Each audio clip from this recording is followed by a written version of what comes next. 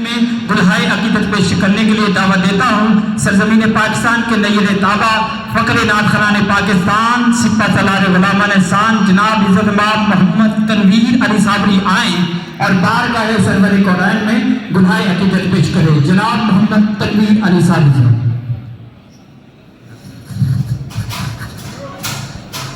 बिस्मिल्लाहिर्रहमानिर्रहीम। अस्सलातु वस्सलामु अलैका या सय्यदी या रसूलल्लाह व अला आलिका व सहाबिका या हबीबल्लाह। जनाब मोहम्मद शुएब साहब का बड़ा मशहूर हूँ। अल्लाह पाक इनके उम्र में खूब बरकतें अता फरमाए, अच्छी सेहत के साथ। और हमारे जो यहाँ पर पैनल तशरीफ़ फरमा है, हाजी अब्दुल लतीफ़ साहब का पैनल है सारा पर, अल्लाह पाक इनको कामयाबी अता फरमाए। दुरूद पढ़ लीजिए बुलंद आवाज़ से आका की बारगाह में सल्लल्लाहु अलैहि रसूलल्लाह।